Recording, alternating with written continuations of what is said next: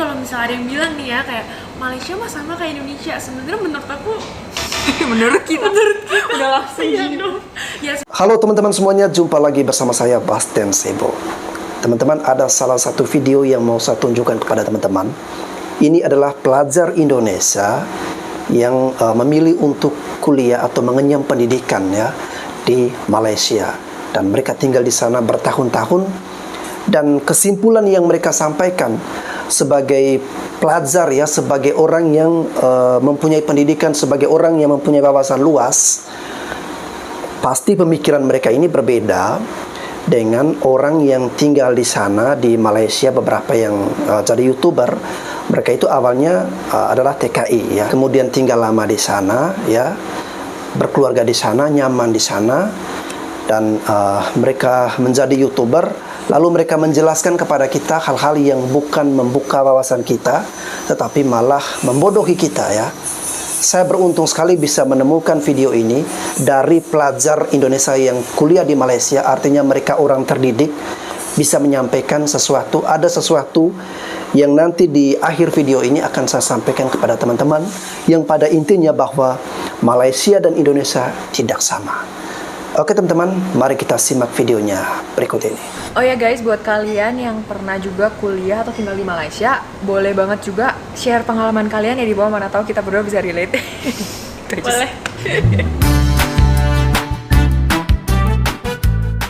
Hey everyone, welcome back to my channel, saya gue Professional Girl, dan hari ini kita ada di part 2 dari video kita bersama dengan Valencia, teman aku. Hai. Kalau kalian belum nonton video pertamanya, kita ngebahas tentang identitas kita sebagai orang Cindo. Kalau kalian penasaran, kalian boleh cek video itu dulu, baru nonton video ini, oke? Nah, di video kali ini kita bakalan ngebahas tentang pengalaman kita kuliah di Malaysia. Ya, jadi sebagai orang Indonesia, kayak apa gitu. Nah, awal-awal pengen tahu dulu, kenapa dulu milih kuliah di Malaysia? Sebenarnya nggak ada alasan spesifik sih, karena aku waktu itu pengen aja kuliah di luar negeri. Iya. Terus Orang tua bilangnya itu ya kamu boleh di luar negeri, tapi nggak boleh terlalu jauh. Padahal aku pilihnya kalau bisa aku di Malaysia dan aku misalnya di Jerman gitu kan, sama-sama harus naik pesawat kan. Jadi cuma ya oke lah. Iya, akhirnya kenapa ujung-ujungnya milihnya Malaysia? Malaysia nih. Karena waktu itu aku ketemu sama universitasku ini, yang jurusannya itu saat itu belum ada di Indonesia. Oh, apa tuh? Business management, tapi specialization in e-business. Dia lebih ke digital. By the way, ini miring nggak sih? Oke. Kuliah di mana by the way? Aku di Asia Pacific University. APU. Nah, kalau aku sendiri alasannya gara-gara sama sih mirip. Maunya kuliah di luar, nggak mau terlalu jauh, sama maunya punya bahasa Inggris. Jadi syaratnya itu sebenarnya. Terus ya kalau bisa budgetnya jangan terlalu over, jangan terlalu over gitu. Jujur sebenarnya ya, awalnya mimpi aku pengennya kuliah di US. Tapi dulu aku sendiri nggak tahu aku tuh bisa jauh banget nggak dari orang tua. Makanya dulu sebenarnya aku masuk ke universitas aku, namanya Inti International University. Dia tuh ada jurusan twinning program, dan dia ada jurusan kalau kamu mau 2 years di Malaysia, 2 years di US bisa. Jadi aku along the way, iya. Kamu baru tau juga? Iya. Jadi along the way aku masih sambil mikir gitu, aku mau nggak beneran kuliah di US. Jadi transfer akhirnya enggak sih. Oke. Ya kita break dulu. Oke. Nah iya, jadi sebenarnya itu programnya ada 2 tahun di Malaysia, 2 tahun di US kayak gitu. Ujung-ujungnya aku decide-nya buat fully 4 tahun di Malaysia sih gitu, gara-gara aku udah terlalu jatuh cinta dan nyaman sama Malaysia guys. Dan bener, dan kalau aku disuruh terbang ke US, aku tuh harus start over lagi, dan itu 2 tahun. Dan aku harus adjust lagi gitu, cari teman baru lagi, lingkungan yang baru lagi, aku adjust lagi, udah gitu biaya juga double gitu kan. Banyak deh yang aku pikirin, dan aku mau beneran mau nggak gitu, kayak apa yang aku kejar gitu dari kuliah ke sana tuh apa gitu. Jadi aku cari bener-bener apa yang core yang aku mau gitu, dan aku udah dapetin itu di Malaysia. Jadi aku pikir ya udah deh, nggak apa-apa, lanjutin aja di Malaysia. Akhirnya 4 tahun deh aku di Malaysia. Terus aku orangnya family person banget sebenarnya. Jadi iya, jadi kalau seandainya ada apa-apa kangen bisa pulang gampang. Kalau di US pasti aku susah ya, mikir berapa ratus kali ya. Iya gitu. Jadi banyak sih alasannya, salah beberapanya itu. Gimana pengalaman selama kuliah di Malaysia, positif atau negatif, dan positif negatifnya apa? Lebih banyak positifnya ya. Ini benar-benar ngerubah cara aku Mindset. memandang sesuatu, cara aku berpikir. Tapi mungkin kalau ngomongin culture shock boleh nggak sih? Boleh. Jadi waktu itu pertama kali lulus SMA, aku tuh belum tahu mau kuliah di mana. Setelah banyak pertimbangan, memutuskan di Malaysia. Salah satu perwakilan dari universitasku katanya tenang aja, di Malaysia itu bahasanya itu kayak bahasa Indonesia. Aku nggak tahu karena kan kita sehari-hari nggak ngomong bahasa Inggris, nggak ngomong bahasa Malay, atau apapun itu Chinese dan sebagainya. Tapi sorry aku potong bentar. Sebelumnya pernah pergi ke Malaysia buat jalan-jalan? Pernah. Nah, Tapi itu pun cuma seminggu doang. Oh, oke. Tapi dan ngomongnya juga bahasa Indonesia. Mau satu dong, mau pesen makanan kayak mau ini dong satu Oke. dan kebetulan universitasku itu memang cukup banyak gitu kan murid dari Indonesia. Tapi satu dari Lombok, satu dari Palembang, satu dari Batam, Iya, malah Jakarta. Jadi orang Indonesia pun dari banyak kota gitu ketemu dan jadi terbuka juga kan pemikirannya. Aku juga jadi punya teman dari Riau, dari mana Batam, Yes, dari Sumatera, Yes. kayak gitu. Yes, ya tapi kan? yang unik adalah ketika mereka itu ternyata bahasa penyatu kita adalah bahasa Inggris. Oh iya? Jadi kan ada beberapa juga orang-orang yang dari negara yang berbeda kan. Oh, maksudnya bukan dari Indonesia? Iya, dari Oh, Indonesia, iya, dari betul. negara yang beda gitu. Pasti Kita bahasa semuanya Inggris. tiba-tiba bahasa Inggris gitu. Dan aku jadi kayak bingung, wah gila, ini katanya kita ngebahas Indonesia aja, tapi aku harus adjust lagi. Gimana nih, karena kan daily conversation-nya bakal beda gitu. Oh, I see. Aku kalau aku ya, di Iya. case aku, dulu aku pas ke Malaysia udah tahu bakalan pakai bahasa Inggris.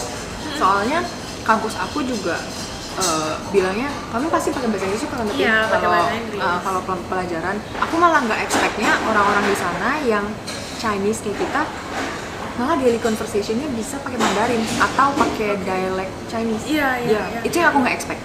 Iya. Jadi pas aku diajak temenan misalnya sama sesama Chinese gitu ya, langsung ditanyanya tuh pakai bahasa either Mandarin atau Kantonis atau bahasa Iya. itu yang nembak aku gitu kan. Jadi kalau bahasa Inggrisnya jujur aku udah expect, dan aku malah nggak expect ngomong pakai bahasa Indonesia. Oh iya. Tapi malah jadi bingung gak sih? Kayak contoh, kamu kalau pergi ke Mama itu restoran India gitu, kamu adjust harus pakai Melayu Inggris. Iya. Terus kalau kamu ke restoran Chinese atau Kopitiam, kamu harus adjust pakai bahasa Mandarin. Yes. Galapan gitu kayak. Iya. Ya, ceke gitu. Iya. Tosa gitu. Tapau. Awalnya kaget banget dan gak biasa. Benar. Aduh, stres banget gimana nih ngomong sama orang. Iya. Maksudnya pakai bahasa apa ya, kayak gitu. Iya. Terutama karena kita looks Chinese kan. Iya, Jadi betul. ketika beli bubble tea misalnya, Iya. kita ke kasir, Langsung. mereka tuh ngomongnya langsung bahasa Chinese. Iya, langsung. Yang jelas-jelas aku nggak ngerti itu maksudnya apa. Ya, langsung. Iya. Otomatis langsung. Oh, positifnya kita bahas dulu deh. Kita belum bahas positifnya. Kita kan mindsetnya jadi berubah juga ya, karena kita juga seperti yang kita bahas di video pertama, kita orang Cindo gitu ya, yang dulunya identitas kita agak ditanda tanyakan, maksudnya kita sendiri kayak bingung dengan identitas kita sendiri, tapi karena kita kuliah di Malaysia dan melihat banyak orang yang mayoritasnya juga banyak seperti kita dan menggunakan bahasa Chinese gitu ya, terus budayanya juga masih lumayan kental di sana, kita jadi merasa bahwa wow, budaya kita tuh spesial juga loh gitu loh. Yes. Iya, budaya kita tuh spesial. Padahal pas kita kecil, kita kan gak merasa seperti itu. Iya. Jadi itu membuka pikiran banget, jadi balance antara identitas kita sebagai keturunan apa dan orang Indonesia sendiri gitu. Yes. Iya. Proses pengenalan diri lah ya gitu. Iya, Jadi bener. kita jadi tahu kayak kita tuh sebenarnya siapa sih? Betul. Kenapa sih kita harus terima diri kita sendiri gitu Iya, kan? iya. Itu kan Itu yang jadi struggle. Struggle banget. Itu aku berdapat sih pas aku kuliah di Malaysia. Iya. Aku bersyukur banget bisa ketemu Malaysia, bisa tinggal di Malaysia. Yes. Dan jadi tambah bangga jadi orang Indonesia kayak gitu. Yes. Jadi kalau misalnya ada yang bilang nih ya kayak Malaysia mah sama kayak Indonesia, sebenarnya menurut aku Menurut kita udah langsung iya gini. dong. Ya sebenarnya mungkin beberapa ada ya. Beda menurut kamu ya. apa persamaannya? Ada nggak sih? Kalau menurut aku sekasar mata, kalau kalian cuma tinggal seminggu mirip. Mirip. Mirip. Kalau tinggal Tapi seminggu kalau kalian mirip. coba tinggal sebulan, beda Setahun guys. atau 3 tahun. Beda. Aku tinggal on off sih Berarti sebenarnya 4 bukan tahun di serumpun dong. Malaysia. Dia tinggal 3 tahun. Beda.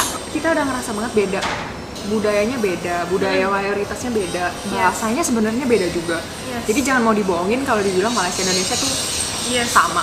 Yes. harus Kakak ngerasain bener banget ya. Kakak beradik iya, tapi beda, tetap beda.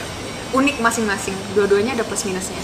Aku ngerasa karena kita pernah kuliah di Malaysia juga, jadi lebih appreciate juga nggak sih sama Indonesia? Yes.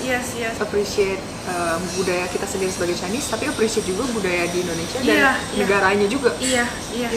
Dan makanya kita balik ke Indonesia pulang. Bener, itu jadi salah satu poin sih kenapa aku milih untuk kerja di Indonesia sekarang. Nah itu kenapa tuh? Kenapa? Sebenarnya prosesnya panjang ya untuk sampai bisa memutuskan aku tuh kayaknya terpanggil deh untuk bantu Indonesia gitu.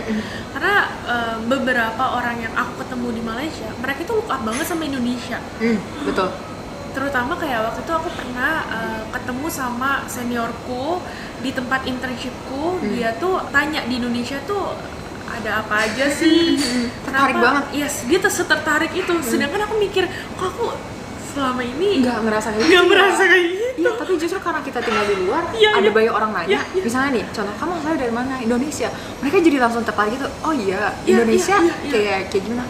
Oh tapi kamu kelihatannya kayak Chinese, tapi oh kok Indonesia emang di sana nggak Iya. pada pakai bahasa Mandarin ya? Oh emang di sana pakai bahasanya apa? Kayak Iya, gitu. iya. Mereka tertarik banget gitu. Jadi aku pengen share lebih banyak juga tentang Indonesia ke teman-teman kayak gitu. Nah teman-teman sama pergaulan di sana kayak apa?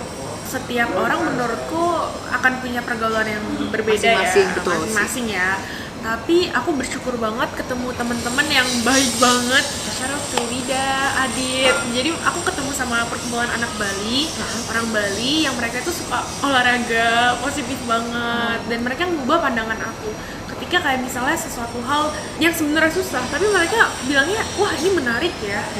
Padahal jadi- kayak menurut aku, kayaknya ini susah banget deh. I see. Gitu loh. Kalau general gimana? Misalnya orang di sana tuh campur apa gimana? Misalnya contoh dari Indonesia, dari China atau dari lokal atau gimana? Kamu banyaknya temennya? Malaysian sih banyak. Banyaknya Malaysia. Tapi sebenarnya banyak juga sih aku main sama Maldivian, Russian. iya. Pengen tahu aja kayak Betul. kenapa mereka bisa berpikir seperti ini. Bener-bener. Aku juga Yes, sih. yes. Cuma rata-ratanya lebih deket gabung ke yang mana? Teman-teman Indonesia. Dua-duanya Dua-duanya. sharing friend juga. Malaysia. Yes. Korea, Malaysia. Tapi aku pernah punya pengalaman tinggal sama orang Zimbabwe. Aku satu rumah sama mereka. Kita berdua punya kebiasaan yang berbeda-beda. Salah satunya, aku makan nasi padang pakai apa? Di tangan. Pakai tangan. Iya. Dia waktu itu keluar dari kamar dan dia kaget, stop gitu loh. Dia kayak, kok makan pakai Kalian? tangan? Kok makan pakai tangan? Aku kayak, why? Gitu kan. Kenapa gitu kan? Ini kan masih Asian kan normal dong makan kayak gitu. Kalau di aku nyampur juga, tapi temen sahabat paling deket aku Iya. orang Chinese lokal Malaysia. Oh, oke. Iya, sahabat paling deket lah satu gitu. Oke. Tapi kalau bilang in generalnya nyampur juga. Nyampur sama. juga kan? Betul. Iya. Jadi ya sih banyak belajar juga di sana. Yes. Oh by the way guys, aku harusnya ngomong dulu ke kalian. Aku bakalan pergi ke Malaysia bulan Agustus. Jadi kalau kalian ada saran mau bahas konten apa di sana, mau aku nge-vlog apa, mau kalian aku bawa jalan-jalan kemana, kalian kasih tahu aja di kolom komentar di bawah. Kalau banyak yang request aku bakalan lakuin. Oke? Siap. Lastly nih. Aku mau cerita satu lagi boleh nggak sih? Apa? Boleh. Jadi waktu kan aku tinggal sama orang Zim ini juga kan. Jadi kita tuh buat schedule sel. Dimana misalnya setiap hari Rabu aku yang beresin rumahnya. Kemudian setiap hari Jumat dia bersih-bersih. Nah, pernah suatu saat kita tuh ada konflik. Tapi ini konfliknya bener-bener sangat pasti simple doang Iya, gitu iya. ya. Dia bingung kenapa orang Asia itu rambut tuh gampang rontok.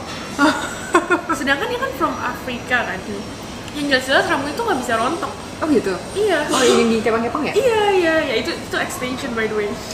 Iya. Sebenarnya pendek kan, cuma mereka pengen punya rambut panjang. Jadi mereka pakai extension. Nah, saat itu mereka bingung kayak, kok Asian tuh jorok banget ya? Kenapa rambut tuh bisa rontok di mana-mana? Sedangkan kayak rambut kan rontok gitu kan. Itu sih. Menarik ya. Jadi dia bingung kayak kenapa sih setiap hari Jumat gitu dia nyapu ngepel tuh banyak banget rambut. Ada bunyi lagi. Lucu kameranya. Oke, last question ya. Reverse culture shock. Jadi kita udah lumayan lama tinggal di Malaysia, balik ke Indonesia nih. Apa yang kamu rasain berbeda dan agak bikin kaget? Yang paling menonjol ya, aku sih merasa lalu lintasnya sih. Dimana kayak beda banget. Jakarta ya? Jakarta ya. Kalau di Jakarta tuh kita jalanan banyak banget terbalik. Kalau di Malaysia kamu nyadar nggak sih? Nggak terlalu banyak loh. Sama dia lebar jalan. Dan lebar, yes. Bukannya jalanan di Jakarta nggak lebar, tapi lebih banyak Yes. yang lebar di sana. Gitu. Yes, betul. Dan orang Malaysia itu jarang klakson. Menurutku ketika misalnya memang udah benar-benar salah baru diklakson. Sedangkan kalau di daerah tempat tinggalku itu benar-benar kamu bisa dengar klakson banyak banget dalam 1 jam aja di tempat yang sama ya kan. Gitu Iya. sih. Terus mungkin lebih kayak kamu ngerasa nggak di sana lebih banyak jalan juga karena jalanannya tuh aksesibel banget buat pejalan kaki. Iya. Trotoarnya. Mungkin kalau di daerah Jakarta spesifik ya kayak Senayan bisa, daerah Bundaran HI bisa, tapi kayak super spesifik kalau menurut aku. Tapi kalau tata kotanya in general agak lebih susah. Ya nggak? Kalian ngerasa nggak guys? Ini kita jujur-jujuran aja ya. Jadi bukan bilang yang mana lebih bagus, yang mana lebih jelek gitu. Yes. Cuma kalau di Malaysia rata-rata di kotanya bagian Selangor, Kuala Lumpur, kayak daerah-daerah Klang Valley lah ya. Itu nanti Daerah dijelasin. tengah kota. Daerah tengah kota gitu. Itu kalau mau jalan kaki ada trotoar ya rata-rata. Lebih mudah. Lebih mudah. Jadi nggak takut keserempet motor. nggak Iya, takut. iya. Terus di sana motor juga lebih nggak ada ya. lebih sedikit. Dibanding di Jakarta gitu. Sama di sana kita naiknya public transport. Iya. Kalau nggak nge-grab nggak sih? Ya, public transport nge-grab. Iya. Ya mungkin akses dari infrastruktur di Malaysia itu lebih mudah, Lebih nyatu. Kayak dia ada pusatnya, terus kalau mau kemana-mana tuh Yes. gampang ya, Iya. lebih gampang. Jangan dibandingin sama Singapura ya guys, karena Singapura kecil dan lebih sangat efisien. Tapi Yes. kalau Malaysia menurut aku tengah kotanya paling enggak ya udah cukup membandai banget sih ya. Yes. Kalau kemana-mana tuh nggak usah pusing gitu. Aduh gue naik apa gitu. Yes, tapi yang aku salut di Jakarta tuh sekarang juga udah mulai mendukung sih Betul. infrastruktur. Betul, setuju banget. Apalagi ada MRT, kalau Ada dipanjangin. Yes. Suka naik MRT nggak kadang? Suka. Kalau misalnya memang Jalurnya, iya, jalurnya kan sekarang kan memang belum bisa sampai ujung Betul. utara kan. Kalau jalur yang searah, ya why not? Iya. Karena udah aman juga sekarang loh. Betul. Dan efisien banget, nggak desak-desakan, nggak apa. Yes. Udah makin maju. Cuma nanti ke depannya paling nggak kalau diperlebar ya mudah-mudahan jadi lebih banyak orang mau naik public transport Yes. gitu. Menurut aku di Jakarta bukannya orang nggak pada mau naik, menurut aku ya. Tapi mungkin karena jalurnya aja yang belum ada ya, Yes, lagi on yes. progress gitu. Makanya jadi ya udahlah naik Grab atau naik motor gitu kan. Bener nggak guys? Coba kalian yang punya motor, yang punya mobil, yang suka naik Grab, pasti jawabannya mirip-mirip. Yes.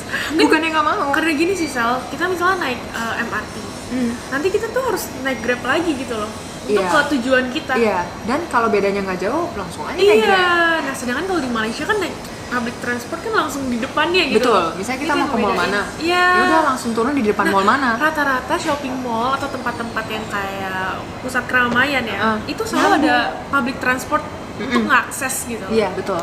Kalau nggak jadi bus, kelebihan. ya LRT, ya atau BRT gitu Yes. kan. Pokoknya jadi lebih ter-encourage buat naik Yes. public transport. Gitu. Yes. Karena kemudahan dan simple gitu. Oke, reverse culture shocknya lagi selain dari public transport atau jalanan apa? Ada Kalau aku ngerasanya mungkin dari ketepatan waktu ya. kekuatan waktu. Aku nggak bilang kalau misalnya di Malaysia benar-benar semuanya on time, tapi mostly di pergaulan aku saat di Malaysia, saat ketemuan jam 1 sampai jam 1. Acara mulai jam 1. Sedangkan kalau di sini aku kadang janjian sama orang, misalnya meeting atau apapun itulah, ada acara. Jam 1, oke. Jam 1 baru jalan. Ini kayaknya depend sama orang nggak sih? Tergantung orangnya ya. Soalnya di sana Tapi apa sebenarnya- yang kamu rasain kalau misalnya reverse culture shock? Kalau aku mungkin lebih ke bahasa ya, Oke. karena di sini sama sekali nggak kepake bahasa Inggris aku. Yes. Misalnya aku ngomong sama teman, kalau di sana paling nggak pakai bahasa Inggris atau pakai bahasa Melayu, kayak campur-campur gitu loh jadinya. Tergantung kamu ngomong ke siapa, di mana, kayak gitu. Jadi mungkin otaknya jadi terbiasa buat adjustnya cepet gitu. Di sini enak malah, tapi karena enak itu jadi terlalu enak. Oh, Ngomongnya oke. cuma pakai bahasa Indonesia aja. Oke. Jadi Inggrisnya deteriorate guys. Inggris aku udah lama-lama.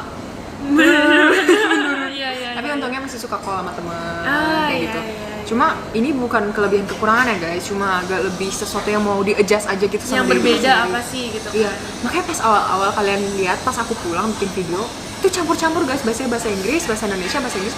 Karena kebiasaan. Iya, bukan dibuat bukan berarti kayak ini orang ngasal banget sih ngomongnya pakai bahasa Inggris, bukan gitu maksudnya. Yes. Gitu. Iya, jadi I hope kalian paham. Yes.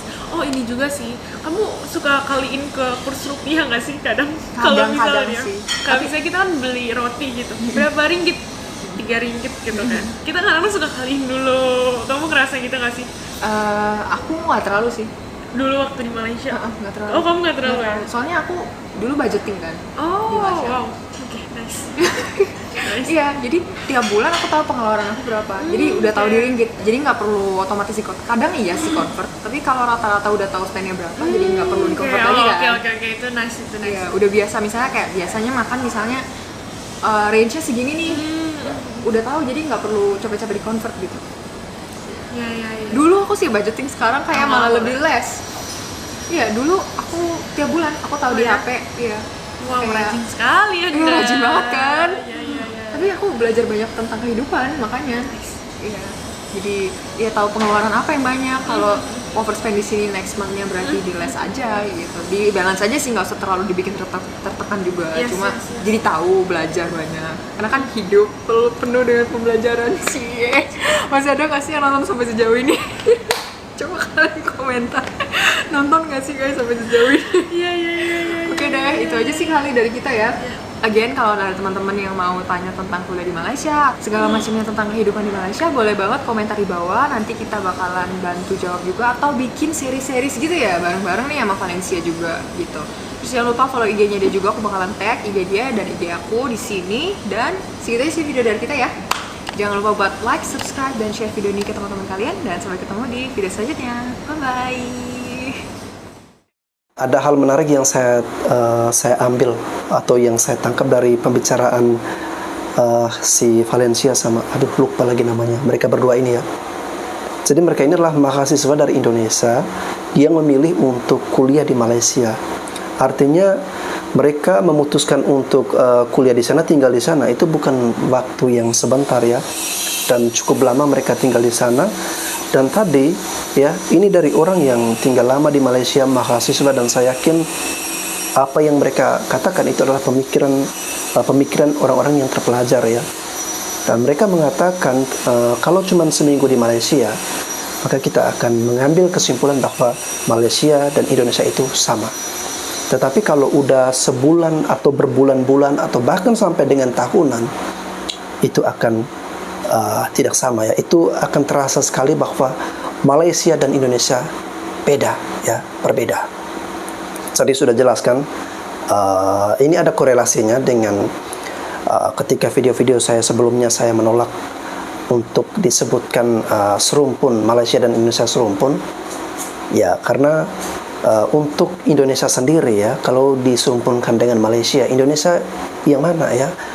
Kalau Indonesia bagian timur itu jelas secara kebudayaan, fisik, ras sudah berbeda. Dan kalau Anda berpikir untuk menyerumpunkan Indonesia dan Malaysia, Anda jangan cuma mengambil sebagian wilayah dari Indonesia saja. Harus bisa mengkafir semuanya. Itu baru bisa dikatakan Indonesia. Tetapi kalau hanya Sumatera atau hanya di Jawa saja, lantas Anda mengambil kesimpulan bahwa Indonesia serumpun dengan Malaysia, jelas kita tidak terima, karena Indonesia ini bukan hanya Jawa dan Sumatera, tetapi dari Sabang sampai Merauke, termasuk itu di Maluku, NTT, Papua, Bali, Sulawesi dan sebagainya. Itu juga termasuk Indonesia. Saya akhirnya semakin yakin, semakin percaya ya, bahwa Indonesia dan Malaysia itu berbeda ya, dan makin menguat alasan saya untuk menolak Indonesia dan Malaysia itu serumpun. Ini bukan berarti karena saya menolak serumpun berarti saya memusuhi Malaysia ya. Coba dibuang pikiran seperti itu. Hubungan Indonesia dan Malaysia biasa-biasa aja, sama seperti hubungan Indonesia dengan Amerika, hubungan Indonesia dengan Australia, dengan Timor Leste, Papua Nugini, dan negara-negara lainnya. Oke teman-teman, semoga video tadi bisa bermanfaat dan menambah wawasan kepada teman-teman, apalagi kita-kita yang belum pernah ke Malaysia. Jadi bisa ada sedikit gambaran dari pengalaman orang-orang yang tinggal lama di sana. Terima kasih buat teman-teman semua yang sudah menyimak sampai sejauh ini. Saya Bastian Sebo, sekian dan terima kasih.